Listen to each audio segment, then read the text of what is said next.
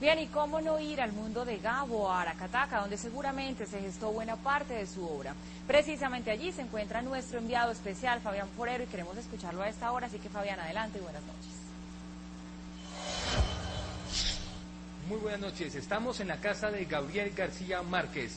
Aquí ustedes pueden ver la cuna en la que durmió hasta los 4 años de edad el Premio Nobel de Literatura Gabriel García Márquez. Es una cuna que el propio Nobel recordó en sus memorias del año 2002, Vivir para contarla, con un párrafo muy interesante. Aquí en Aracataca, pues se ha recordado a Gabriel García Márquez en este primer año de su fallecimiento. Esta es la crónica de todos estos actos que se vivieron aquí.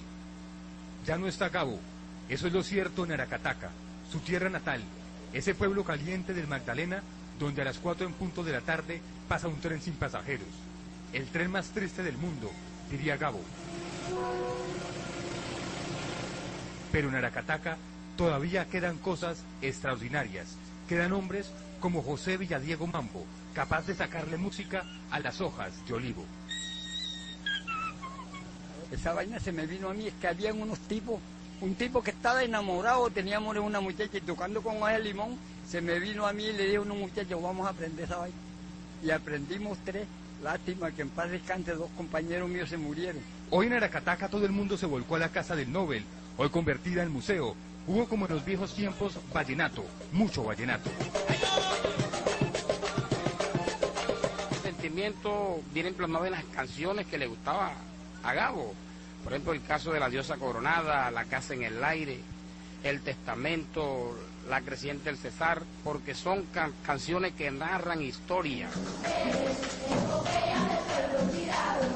Esto que estamos haciendo el día de hoy está muy bien porque debemos reconocer el trabajo que hizo, ya que ganó un premio Nobel, ya que pocas personas lo han hecho. Si Gabo me estuviera escuchando ahora mismo, que yo sé que él de pronto me está escuchando a mí, quería decirle que gracias por todo lo que Gabo nos enseñó a nosotros, todos los valores, todo lo que nos ha influenciado Gabo en nuestra vida. Y estuvo Carlos Manrique, el periodista que le hizo el último reportaje al escritor, quien le reveló detalles íntimos de su vida. Contrario a lo que tú puedas imaginar, el maestro Gabo dentro de casa es una persona muy calmada, muy sencilla, una persona que, según me cuentan, gente allegada, él se acercaba a la cocina y él cogía las tajadas de plátano que le gustaban o entraba bailando. Era un hombre totalmente sencillo, o sea, la fama no lo tocó de puertas para adentro. Y es que por momentos, Aracataca ya no es Aracataca, es Macondo. Y lo es porque el arroz que se sirve al mediodía tiene ese nombre. La gente se mueve en la Cotrasmacondo y las parejitas de novios hacen de las suyas en esta residencia. Nicolás Ricardo Márquez y Tranquilina Iguarán, los abuelos de nuestro Gabo. Esta era la cama donde dormían ellos, que hay que decir quedaba muy cerca a la cuna donde dormía el pequeño Gabriel García Márquez. Con estas imágenes en directo de la casa de nuestro Nobel nos despedimos. Estuvimos aquí, originando desde Aracataca, Orlando González en la cámara y Fabián Forero. Red Más Noticias. Muchas gracias, Fabián, por la información. Y cómo olvidarse de Zipaquirá, otro de los lugares que definió a Gabo como escritor. En un pueblo frío ubicado a 48 kilómetros de Bogotá, en 1943, llegó un joven de 16 años que quería ser caricaturista, pero que el tiempo y Zipaquirá convertirían en el más importante escritor de Colombia, Gabriel García Márquez. Gabo llegó a Zipaquirá haciendo caricaturas y dibujando.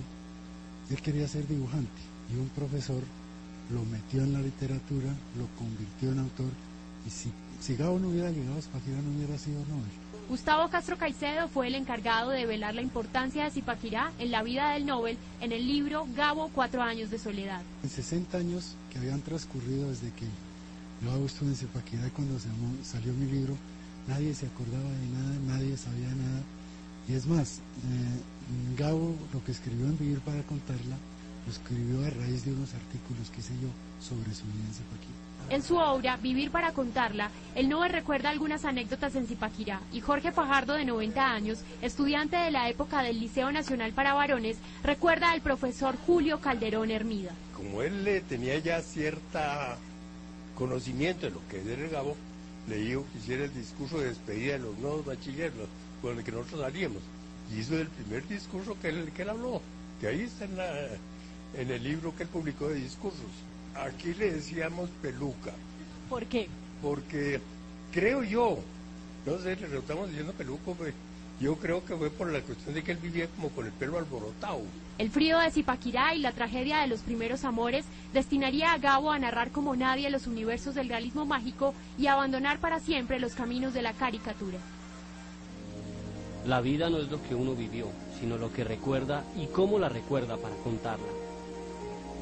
El sexo es el consuelo que uno tiene cuando no le alcanza el amor. Y para seguir hablando, por supuesto, de Gabo, nos acompaña hoy en el set de Red Más Noticias Nicolás Pernet. Él es experto de la Biblioteca Nacional en temas sobre García Márquez. Doctor Pernet, muy buenas noches y bienvenido. Buenas noches, Camila, gracias. Mire, fuera de cámaras usted nos estaba hablando de Gabo en Zipaquirá.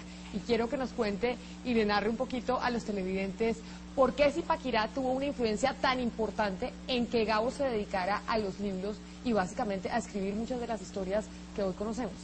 Bueno, García Márquez desde muy niño tenía inquietudes literarias, poéticas, era dibujante, era músico, digamos que siempre tuvo de modo latente un talento artístico muy grande, pero evidentemente cuando llega a Zipaquirá y después a Bogotá, muy joven, de 13, 14 años, a estudiar el bachillerato, a terminarlo, el hecho de estar aislado de su Caribe, de perder el entorno que ya conocía, el mundo por el que se movía y llegar a un medio bastante diferente. Él cuenta en sus memorias que llegar a Bogotá significó conocer el frío, una ciudad que no gris, desconocida, sin mujeres en la calle.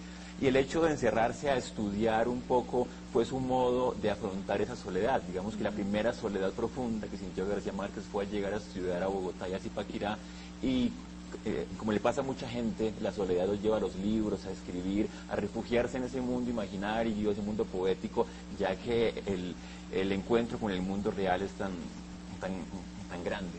Nicolás, hablando de entornos y hablando de la influencia de los entornos en la literatura, a mí hay algo que me llama mucho la atención. García Márquez es el colombiano más universal que existe. Prácticamente es un individuo que pertenece al mundo. Y sin embargo, toda su obra, de una manera u otra, está atada a este terruño. Hasta hay gente que dice, no, él es más mexicano, era más mexicano que colombiano y qué sé yo, pero todo atado a este terruño. Usted, que ha estudiado tan a fondo la obra de él, ¿cómo explica eso? Que él no hubiera ido evolucionando a contar otras historias en otros lugares, sino que Colombia o el entorno Caribe es su universo. Porque es el mundo que él quería narrar desde muy joven. Se dio cuenta que lo que tenía en las entrañas para decir era una reconstrucción de ese mundo de su infancia caribe que perdió un poco con la muerte de su abuelo, con la venida a Bogotá. Y fue un hombre que viajó mucho desde muy joven como periodista en Europa, en toda América. Sin embargo, todas sus obras estaban centradas en el Caribe. Al final de su vida, en el 92, bueno, no el final, pero sí su última obra, tiene una serie de cuentos ambientados en Europa, que son los cuentos peregrinos, que son sobre los migrantes que van a Europa y todo esto, pero él siempre tuvo claro que su universo para expresar, lo que lo llamaba a escribir, lo que él deseaba realmente expresar era su Caribe originario. Y toda su obra está centrada no solamente en Macondo, sino en Barranquilla, Cartagena, el río Magdalena, las Antillas, es su verdadero país, es el Caribe, en su patria grande es el Caribe, digámoslo así. Mire, Nicolás, no se vaya a mover porque queremos seguir hablando con usted porque vamos a conocer más detalles sobre la vida de Gabo. Y es que Red Más Noticias estuvo en la casa precisamente del Nobel en Ciudad de México, donde vivió sus últimos años. Premio Nobel de Literatura 1982, creador del realismo mágico, periodista y escritor. Más allá de eso, Gabriel García Márquez se refería a sí mismo como el mejor amigo de sus amigos. A un año de su partida, faltan 99 para llegar a sus 100 años de soledad, pero su huella está presente. Tranquilos como si estuviera, porque él sigue presente en nosotros. ¿Cómo era él? Su forma de ser. Con esa magia que él tenía. La magia sigue aquí. Aunque con la presencia de medios de comunicación, un ambiente discreto rodeó la que fuera su casa los últimos 40 años al sur de la Ciudad de México. Las ventanas de su hogar marcado con el número 144 de la calle Fuego permanecieron cerradas. A las 14:30 horas, su esposa Mercedes Barcha salió de su domicilio en completo silencio. Minutos más tarde, casi a la misma hora en que falleciera Gabo el 17 de abril de 2014, llegaron 2 arreglos de rosas amarillas a su domicilio, sus favoritas. Sus vecinos también lo recordaron. Un recuerdo bonito de él. Su aniversario de su cumpleaños, el último año de él. Muy amable, muy noble y muy amable. Gabriel García Márquez, autor de frases como "la vida es la mejor cosa que se ha inventado", seguirá así, vivo, mientras sus familiares, amigos y lectores sigan compartiendo la magia de sus letras. Desde México, para Red Más Noticias, Almariana Guerrero. Y de México vamos a esta hora al centro de Bogotá con Gerard Martin, el biógrafo oficial de Gabo, un hombre que estuvo 17 años tras sus pasos. Señor Martin, buenas noches, y pues queremos preguntarle cómo ha transcurrido para usted este año sin Gabo. Estamos sin Gabo, un año sin Gabo, pero hemos realmente estado 10 años sin Gabo, porque después de su conmemoración en Cartagena en el 2007, Gabo desapareció de la luz pública, no escribió más novelas, entonces hace mucho tiempo que estamos en cierto sentido sin Gabo. Entonces yo creo que lo que pasa ahora es que estamos entrando en otra época. Gabo en cierto sentido está más vivo que nunca, pero Colombia ahora creo que tiene que organizarse en cierto sentido alrededor de qué se va a hacer con el legado de García Márquez en el futuro, qué se va a hacer inmediatamente, qué se va a hacer en cuanto a la educación del país y sobre todo los jóvenes alrededor de este gran escritor. García Márquez siempre era un mito desde el momento en que publicó 100 años de soledad. Ahora es un mito de otro tipo, un mito clásico. Él va a estar en el Olimpo con Cervantes y con Shakespeare y con los otros, ¿no? Y Colombia entonces, que es el país que lo creó, que dio origen a García Márquez, tiene que pensar qué va a hacer con su legado. Macondo, más que un lugar del mundo, es un estado de ánimo. Así es, suspiró el coronel. La vida es la cosa mejor que se ha inventado. Bueno, Nicolás, siguiendo aquí recordando a Gabo, pues hay muchos libros que fueron inspirados en temas periodísticos, en temas políticos.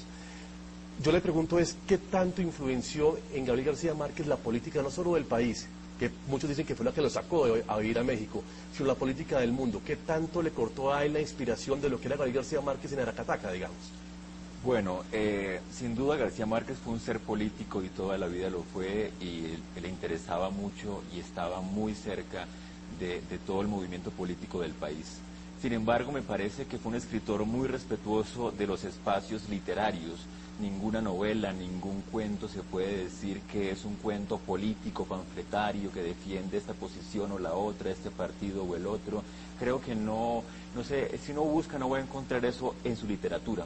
Por otra parte, su periodismo sí, digamos que cuando sobre todo ya era famoso, ya tenía su espacio de opinión, sí lo usó para expresar su posición sobre América Latina, sobre Colombia, y el periodismo además fue la base narrativa que alimentó toda su obra literaria. Entonces, toda la parte política y el periodismo sí estuvo en su obra, pero de un modo muy sutil y muy cuidadoso. Nicolás, y ya que estamos hablando de política, es que precisamente, Juan Pablo, a Gabo muchas personas le criticaron eso. Por ejemplo, Enrique Krauss alguna vez escribió que Gabo tenía esa deuda con el mundo de nunca haber, pues, digamos, dicho que el régimen de Cuba o su amistad con Fidel Castro nunca lo dejó condenar realmente lo que estaba pasando en la isla. A Gabo, ¿por qué siempre se fue hacia ese lado de la política?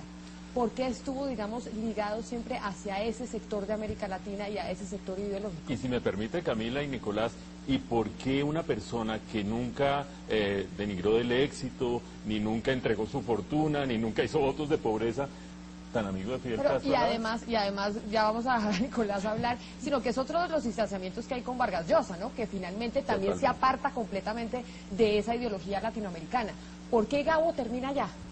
Bueno, también hay que entender que el momento en que García Márquez, digamos, tiene su éxito es el momento en que América Latina, en los años 60, está muy cerca de la Revolución Cubana, luego va a estar la nicaragüense, va a haber un ambiente de cambios políticos muy fuertes en medio de la Guerra Fría, y un poco todos los autores debían tomar partido. Digamos que era una época en que el arte era político y no era, digamos que no era común que un artista muy famoso no se alineara con alguna posición.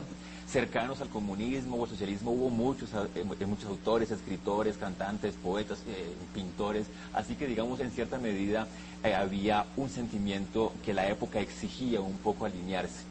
Luego, cuando llega, digamos que eso es antes de conocer a Fidel Castro, de hecho, él se alinea con esta posición política de izquierda, digámoslo así, y cuando ya se hace amigo de Fidel Castro, él siempre dijo que era una amistad basada, era en el contacto personal con él, en lo que hablaba con él, y él siempre trabajó en política por liberación de presos políticos, por acercar acuerdos entre Estados Unidos y Cuba. En la década de los 90 estuvo haciendo conspiraciones de un lado y otro para levantar el embargo.